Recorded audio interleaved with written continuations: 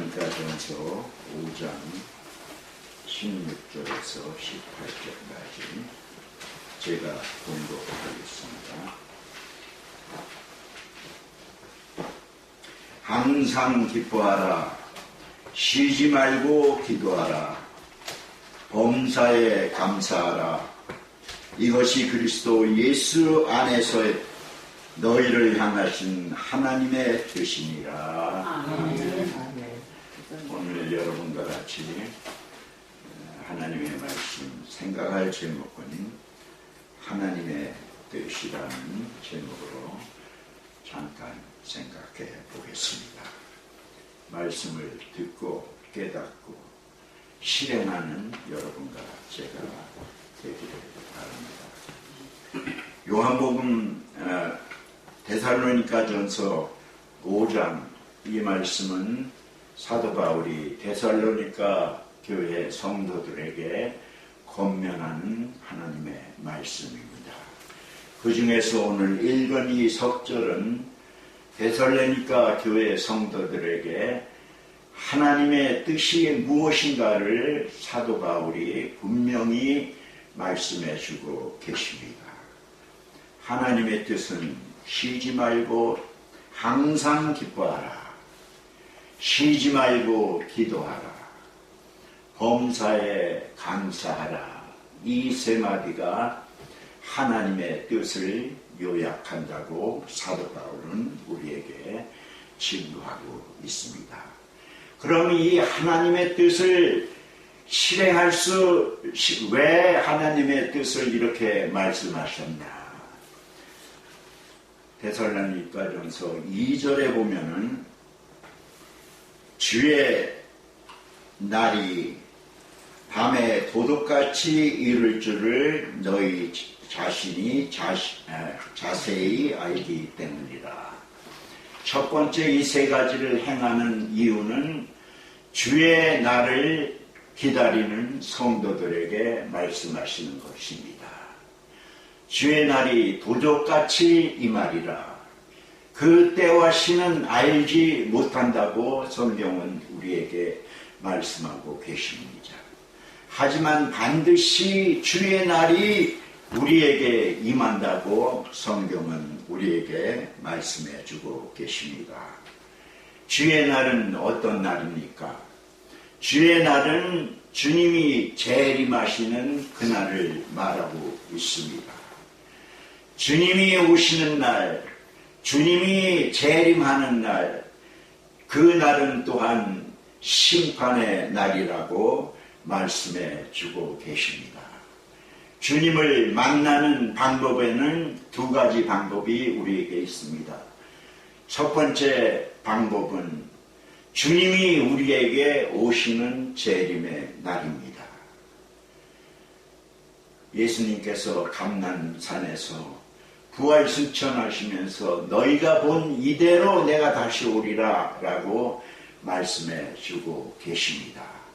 주님이 이 땅에 다시 오시는 그날은 우리가 육신의 장막을 벗지 않고도 생생한 육신의 눈으로 생생한 육신의 그 귀로 주님의 오심을 볼 수 있고 들을 수 있는 그날입니다. 그날은 주님의 재림의 날이기도 하지만 예수 안에 거하지 않는 자들에게는 무시한 주의 심판의 날입니다. 하지만 우리 예수 믿는 사람들은, 그리스도의 선택을 받은 우리들은, 하나님의 자녀된 우리들은 심판을 면하고 구원을 얻고 영생에 들어가는 영광의 날이 될 줄로 믿습니다. 두 번째 주님을 만나는 방법은 주님이 우리에게 오신 것이 아니라 우리가 주님을 찾아가는 날이 주의 날입니다. 사람은 살다가 60년, 70년, 90년, 100년, 120년 살다가 다 죽게 되어 있습니다. 죽는다는 것은 육이 죽는 것이요, 육신의 장막을 벗는 것이요. 하지만 우리 마음속에, 우리 심령 속에 살아있는 영은 영원히 죽지 않고 육신의 장막을 벗고 하나님을 찾아가, 예수 그리스도를 찾아가 만나는 그날이 주의 날입니다. 예수 안에 있는 사람들은 기쁨으로 주님을 맞을 수 있지만, 예수 밖에 있는 사람들, 예수를 믿지 않는 사람들은 그날이 심판의 날이요, 그날이 멸망의 날이요, 그날이 영원히 꺼지지 않는 불 속에 던져진다는 사실을 깨닫고, 우리는 주님을 만나는 그날, 주님이 다시 오시는 그날, 우리가 주님을 찾아가는 그날을 대비해서 이 세 가지 하나님의 뜻을 실행하는 자들이 되어야 되겠습니다. 첫 번째로 하나님의 뜻은 항상 기뻐하라 라고 말씀하고 계십니다. 항상 기뻐하라. 빌립보 4장 4절에 보면은 주 안에서 항상 기뻐하라 라고 말씀하고 계십니다. 주 밖에 있는 사람들은 기뻐할 수가 없습니다. 주를 믿지 아니하는 사람들은 기뻐할 수가 없습니다. 하지만 주를 믿는 자, 주를 의지하는 자, 주님을 바라보고 주님에게 소망을 둔 자들은 항상 기뻐하라고 말씀하고 계십니다. 어떻게 우리가 항상 기뻐할 수 있겠습니까? 우리에게 닥쳐오는 시련, 환난, 근심, 걱정, 병마로 인해서 우리는 하루도 기뻐할 수 없는 날이, 기뻐할 수 있는 날이 없지만, 그래도 하나님은 기뻐하라고 말씀하고 계십니다. 그것도 잠시 기뻐하는 게 아니고, 한 일주일 기뻐하는 게 아니고 항상 기뻐하라고 말씀해주고 계십니다. 그 이유는 왜냐?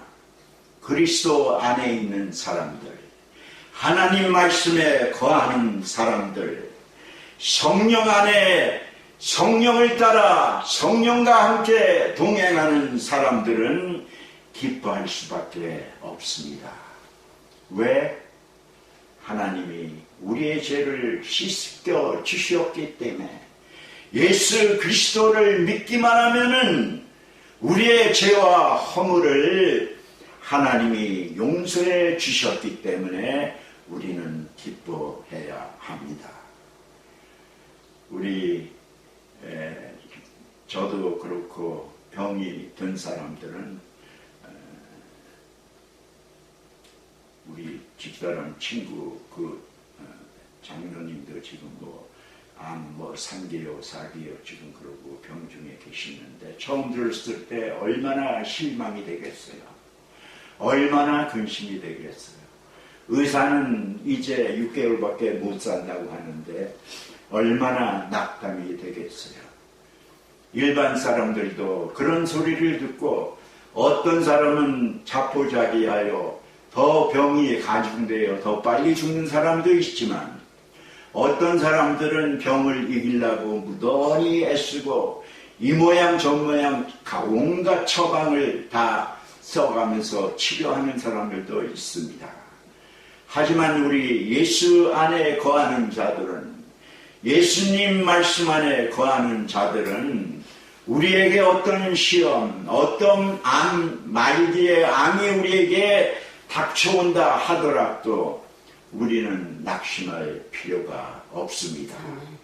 우리는 이 암 건너편에, 우리는 이 병 건너편에 우리에게 주시는 하나님의 소망이 있기 때문에, 영생하는 낙원에 갈 수 있는 소망이 있기 때문에, 치료해 주시는 하나님의 능력이 있기 때문에 하나님의 말씀을 믿고 그리스도의 사랑을 깨닫는 자들은 이 모든 어떤 시험과 환난과 병마가 우리를 짓누르고 억누르고 해도 우리를 거꾸로 틀릴 수는 없는 것입니다. 하나님 안에 거하는 자, 예수 그리스도 안에 거하는 자, 성령님의 인도하심에 따라 행하는 자들은 우리에게 이 힘든 시간, 아픈 고통의 시간 건너 소망이 있기 때문에 우리는 기뻐할 수밖에 없습니다. 하나님이 물리쳐 주시고 하나님이 치유해 주실 줄 믿는 사람들은 언제나 기뻐할 수밖에 없다는 것입니다. 두 번째, 쉬지 말고 기도하라. 그날이 도적같이 임합니다. 하나님의 날이, 주의 날이 우리에게 알지 못하는, 뜻하지 못하는 시간에 우리에게 임하기 때문에 하나님은 우리에게 쉬지 말고 기도하라고 말씀해 주고 계십니다. 우리는 성령의 9가지 열매를 맺는 사람들입니다. 이미 맺은 사람도 있고 맺어가는 사람도 있습니다. 하나님이 우리를 시냇가에 심겨 주셨기 때문에 우리가 성령의 9가지 열매를 맺을 수 있습니다. 열매를 맺으면 그걸로 끝인가요? 아니지요.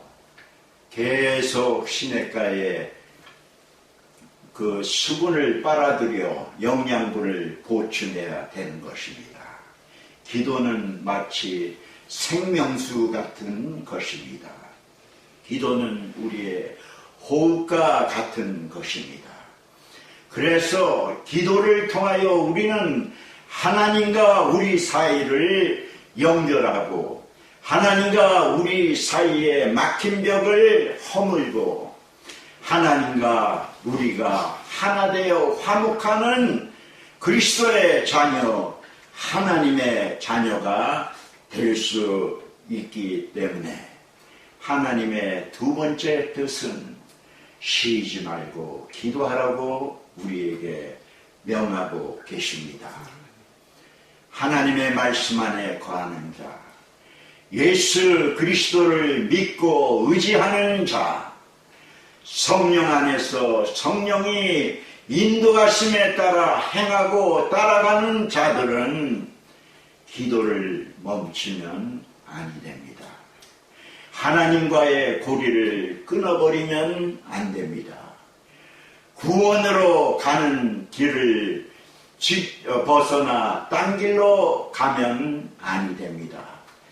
그것을 지키기 위해서 우리는 쉬지 않고 기도를 해야 됩니다. 기도는 또한 우리에게 열매를 맺게 해주는 것이 기도입니다. 찾는 자에게 만나 주신다고 하셨고 두드리는 자에게 열어 주신다고 하신 하나님의 말씀, 그리스도의 말씀, 기도 없이는 응답이 없고 기도 없이는 열매를 맺을 수 없기 때문에 하나님은 우리에게 두 번째 하나님의 뜻으로 쉬지 말고 기도하라고 우리에게 명하고 계시는 것을 우리가 알 수 있습니다. 에베소서 6장 18절에 보면 무시로 성령 안에서 기도하고 그렇게 말씀하고 계십니다. 무시로라는 말과 쉬지 않고라는 말은 똑같은 말이죠. 쉬지 않고라는 말과 항상이라는 말 똑같은 말이죠. 항상 기뻐하고 항상 기도하라는 하나님의 두 번째 뜻을 여러분과 저는 명심해야 될 줄 알아야겠습니다. 세 번째 말씀은 범사에 감사하라. 범사에 감사하라. 이 말도 마찬가지입니다. 항상 감사하라. 쉬지 말고 감사하라. 범사에 감사하라. 똑같은 말들입니다. 항상 기뻐하고 항상 기도하고 항상 감사할 줄 아는 사람들이 그리스도 안에 거하는 자들이요, 하나님의 자녀로 선택받은 자들이 해야 할 일들인 줄 믿습니다. 우리가 잘 아는 발명왕 누구죠? 에디슨. 딩동댕. 에디슨이 발명왕입니다. 네, 헬렌 켈러가 뭐 벙어리요, 베토벤이 벙어리요, 그런 얘기는 여러분이 아마 다 아실지만 에디슨도 벙어리, 기머거리 온 거 아는 사람은 그렇게 많지 않을 거예요. 에디슨이 1300개 정도의 특허를 낸 사람이고, 그가 발명한 제품들이 한 2300개 정도 발명을 했습니다. 그가 어렸을 때 청소년 시절에 디트로이트에 오가는 기차에서 신문을 팔았어요. 그는 뭐 우리가 잘 알다시피 정규 교육은 석 달밖에 받지 못한 사람입니다. 하지만 그가 신문을 배달하면서 거기서 기차간에서 그 기차 담당자들에게 신임을 얻어갖고 기차 한 모퉁이 빈 칸에서 연구를 할 수 있는 연구실을 기차 거기서 제공을 했어요. 그래서 거기가 끊임없이 시간 날 때마다 거기서 화학용품들 뭐 그런 거 갖고 연구를 하다가 어느 날 잘못돼가 기차에 불이 났어요. 그래서 기차 이렇게 왔다 갔다 하는 사람들은 그 사람이 화가 나가지고 에디슨의 뺨때기를 그냥 때려쳤어요. 그래서 거기서 에디슨이 어렸을 때 기가 상해갖고 귀머거리를 했어요. 하지만 에디슨은 끝없이 연구를 개발하고 그가 83세에 세상을 떠났는데 마지막에 그가 연구하는 게 뭐였냐면은 이 백열등. 여기에 백열들을 연구를 하고 있었는데 이 녀석의 생명이 무엇입니까? 필라멘트 맞나? 필라멘트가 생명인데 툭 하면 불에 타고 툭 하면 끊어지고, 그래서 그거를 한 90번째 이제로 저제로 막 써가면서 연구를 하였는데 이제 조수가 하도 딱 하니까는 박사님 이제 그거 그만하시죠. 90번이나 했는데 더 이상 될 일은 없습니다. 그러니까 에디슨의 한 말이, 내가 90번 실패한 것은 실패한 게 아니라 90번 이렇게 하면 안 된다는 것을 내가 깨달은 거다. 그러니까 나는 이거를 끝까지 연구해서 내가 완성하리라. 그러면서 이제 내가 계속 이렇게 연구할 수 있었던 것은 내가 귀머거리가 돼서 세상 얘기를 별로 안 듣고 세상에 신경을 안 쓰고 그래서 내가 연구에만 몰두할 수 있었기 때문에 내가 귀머거리가 된 걸 더 하나님 앞에 감사한다라고 간증했다고 합니다.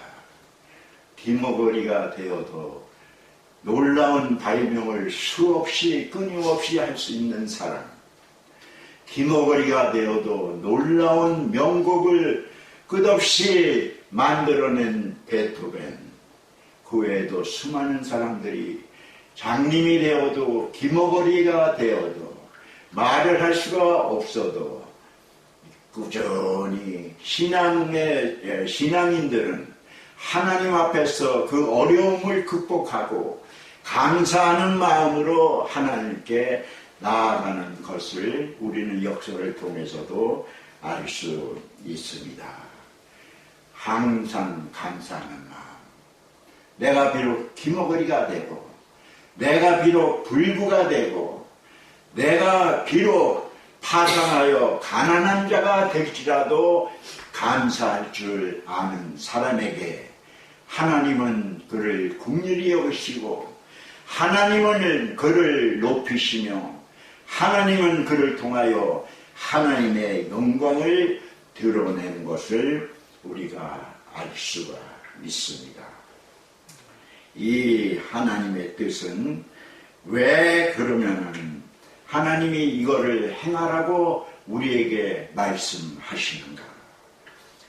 데살로니가전서 5장 23절에 보면은 평강의 하나님이 친히 너희를 온전히 거룩하게 하시고 또 너희의 온 영과 혼과 몸이 우리 주 예수 그리스도께서 강림하실 때에 흠없게 보존되기를 원하노라.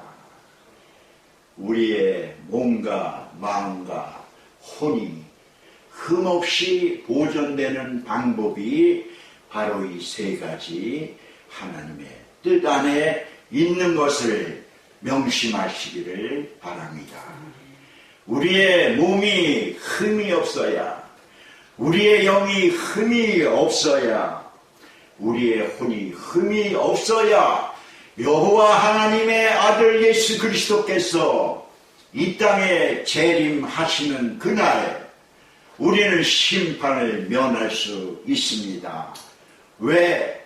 우리의 몸과 혼과 영이 흠없이 보존되었기 때문에. 그래서 우리는 항상 기뻐하고 기도하고 감사하는 여러분과 저가 되기를 기도합니다. 기도하겠습니다. 생명의 근원 되신 여호와 아버지 하나님, 우리들은 죄 많은 자들입니다. 우리들은 흠 많은 자들입니다. 우리들은 용서받을 수 없는 자들입니다. 하지만 오늘 저희가 하나님의 뜻을 받았습니다. 항상 기뻐하는 마음, 항상 쉬지 않고 기도하는 마음, 항상 쉬지 않고 범사에 감사하는 저희들 되게 하여 주실 줄 믿습니다. 예수님의 이름으로 감사하며 기도하였사옵나이다. 찬송가 208장